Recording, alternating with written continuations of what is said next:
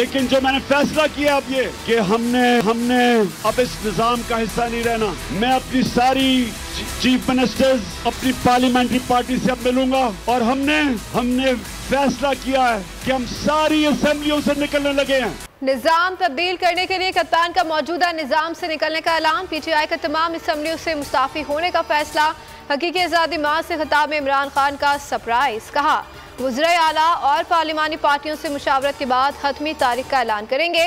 इस्लामाबाद जाते तो तबाही होती, इसलिए वहां ना जाने का फैसला किया। कारकुनों से सियासी जद्दोजहद जारी रखने के लिए हल्फ भी लिया।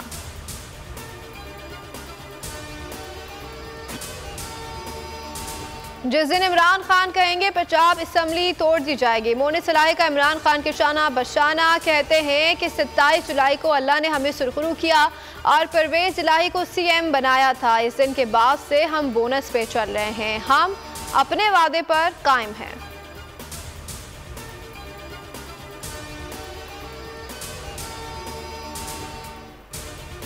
इंतखाबात के नाम पर राना सनाउल्लाह कंपनी को पसीने क्यों आ रहे हैं? फवाद चौधरी कहते हैं कि पाकिस्तान में कुल 859 नशिस्तों पर इंतखाबात होते हैं। पीटीआई के मरकज़ में 123, पंजाब में 297 और केपी में 15, सिंध में 26, बलूचिस्तान में 7 हैं। मुल्क भर में हमारी कुल 563 नशिस्तें हैं।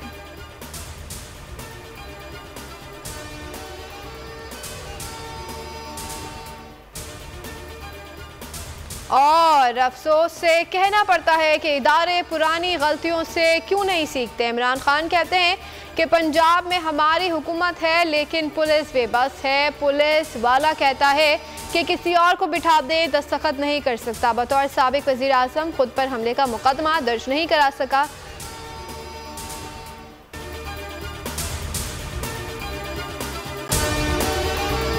अगर आपको हमारी ये वीडियो पसंद आई है तो लाइक पर क्लिक कीजिए।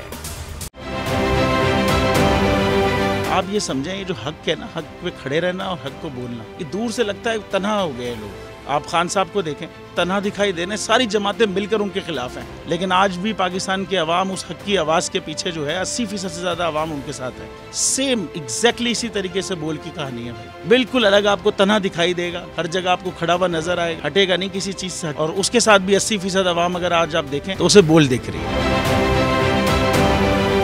जाली केस है ना, ये हम पे उस वक्त बनाए गए थे जब हुकूमत यही थी, इन्हीं लोगों की हुकूमत थी ना। और ये जाली केस, इनको मैं नहीं कह रहा इस केस को जाली केस, इनको पाकिस्तान में क्या पूरी दुनिया में एक ऐसा शिकायत कुंदा नहीं मिला, एक ऐसा कंप्लेनेंट नहीं मिला जिसने ये कहा हो कि हमारे साथ फ्रॉड हुआ है। तो ये खुद ही बन गए कंप्लेनेंट और ये खुद ही इन्होंने खुद ही इन्वेस्टिगेशन की, उसकी खुद ही तफ्तीश भी की, यानी कि कंप्लेनेंट भी है, इन्वेस्टिगेशन ऑफिसर भी है। और इन द एंड इन्होंने फिर उसके बावजूद ये कोर्ट में जमा कराया कि जी ये केस जाली केस था और इसमें किसी किस्म जो कुछ एग्जैक्ट कर रहा था सब लीगल। ये मेरी बात नहीं है, ये इनके इन्वेस्टिगेशन ऑफिसर की बात है। सब्सक्राइब करें और बेल दबाएं ताकि कोई खबर रह न जाए।